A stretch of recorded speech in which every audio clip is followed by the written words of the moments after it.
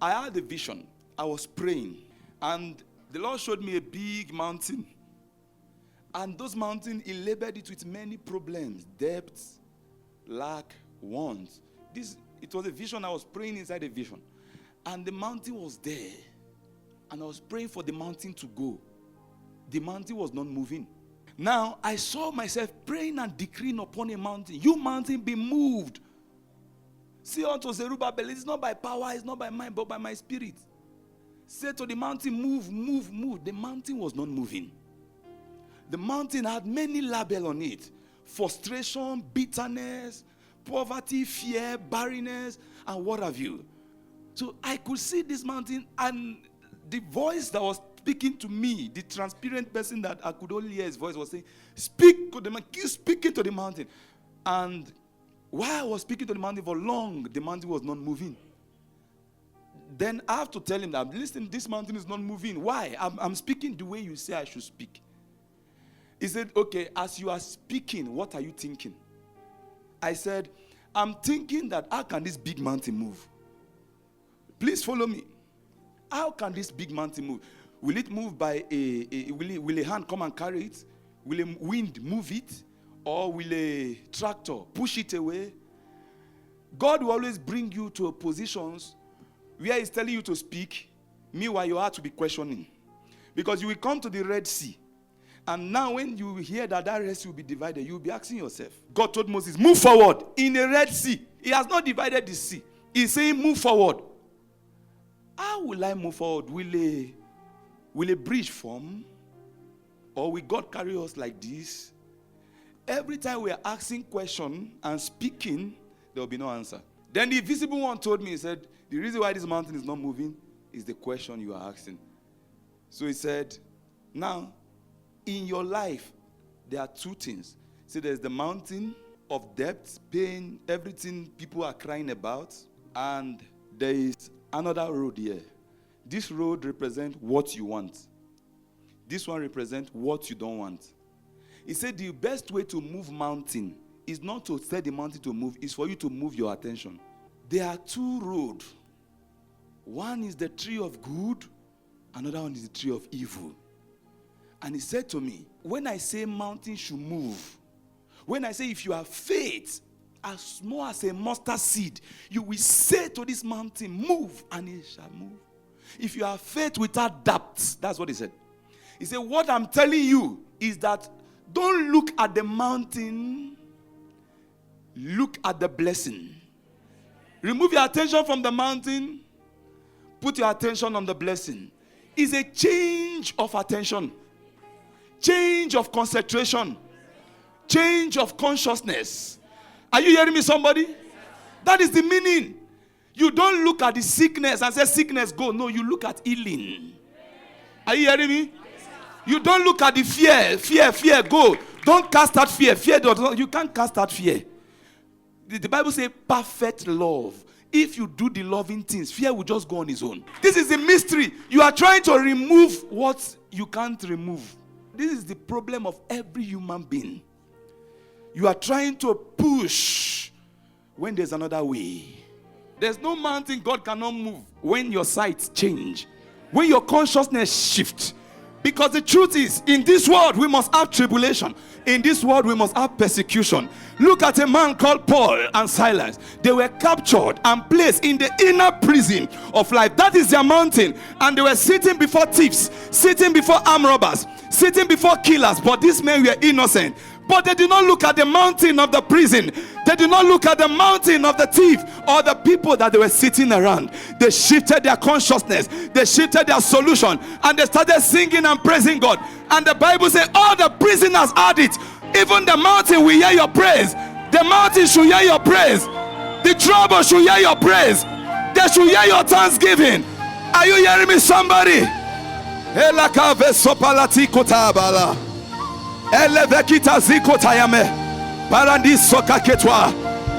Will you find yourself in the lion's den? Yes.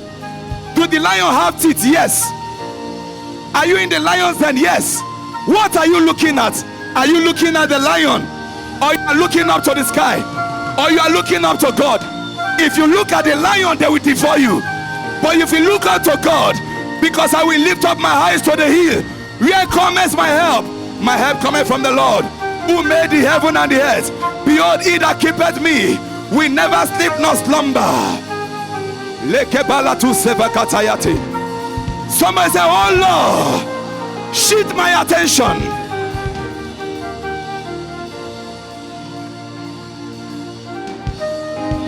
Sit down. The mountain might not move, but my attention have moved. The depth might not move. The sickness might not have moved. Even if I have prayed and I can still see the sickness, it has not moved. I can still see the depth, it has not moved. I can still see lack and want, it has not moved. But I will change my direction. I will change my attention. I will change my awareness. I will change my consciousness. Because lying in my heart is the tree of knowledge of good and evil. I have decided to ignore the evil and to look at the good.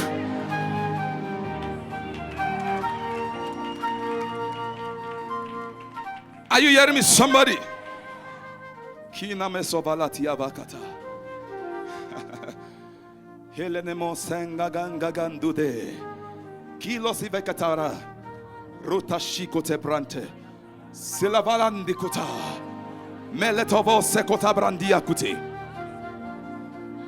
The Bible said in the book of Isaiah 6 from verse 1, the prophet said, in the year that King Uzziah died, I saw the Lord. Instead of me to be crying about Uzziah the mountain that have died, that was the year I saw God. Meaning I shifted my attention. God has been around. If I decide to look at the mountain, I won't see God. You can't look at the mountain and God at once.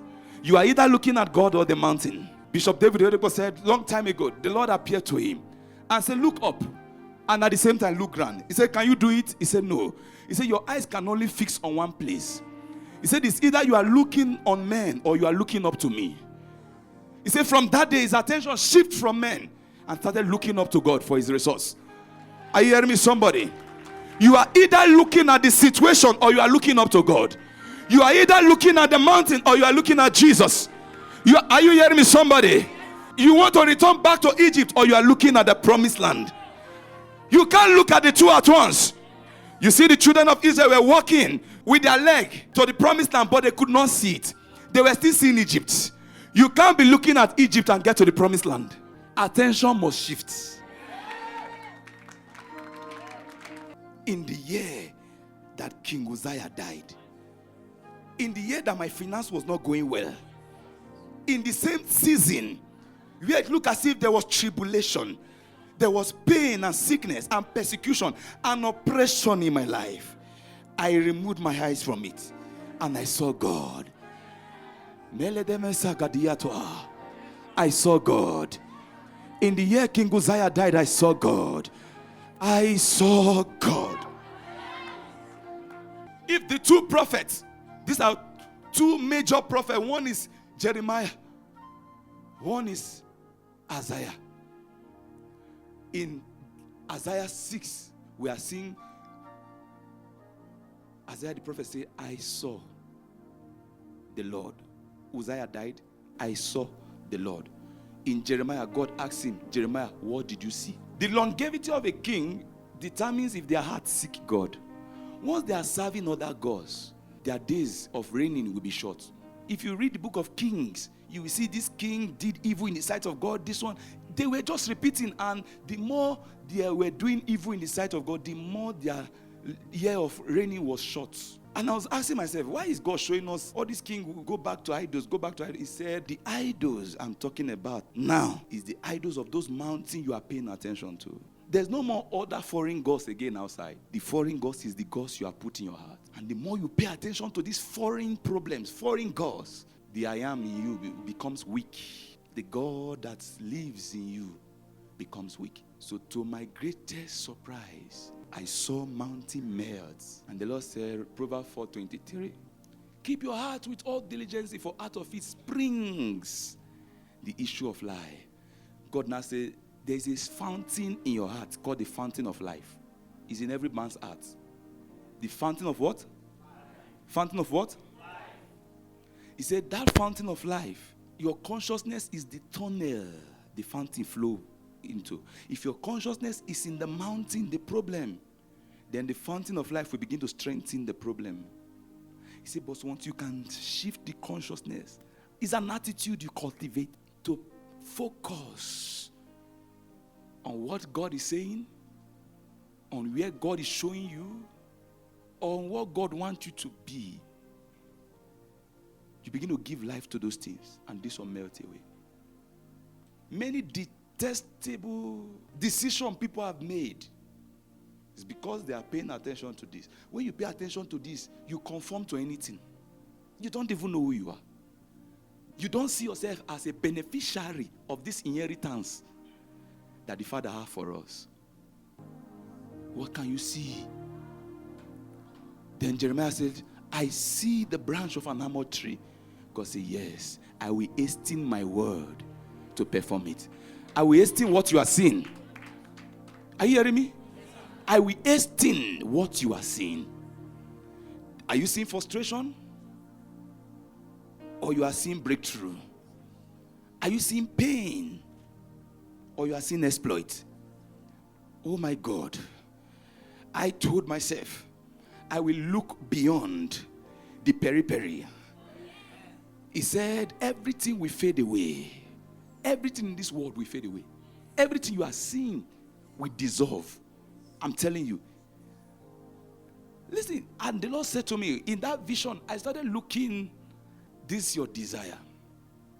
Leave the mountain. Look at this place. Look at the desire. Because opposites, the two are opposites. Where there is depth, there's abundance. Where there's sickness, there's healing. So immediately I shift my attention to this. This one started melting. It melted like ice block. And the Lord said, you are the vine. I said, what do you mean? He said, anywhere your attention is, you are giving life to it. He said, you are the life giver. You are the one giving life to the mountain. That time your attention was there. You were saying, mountain move, mountain move, mountain move. He said, you are giving life to the attention. Where your consciousness is, where your awareness is where the life travels to. He said, immediately you start giving it life and started focusing here and giving this one life. This one will naturally dissolve. It will melt. It doesn't move, it melts. To make it more easier for you, look at ice block. When you bring out ice block in the fridge, it's begin to melt on its own. The fridge is the life giver that is strengthening the block. You are the fridge that strengthens problem. Immediately you shift your attention away. The ice begin to melt on its own. Say, my attention is the fridge that strengthens the ice.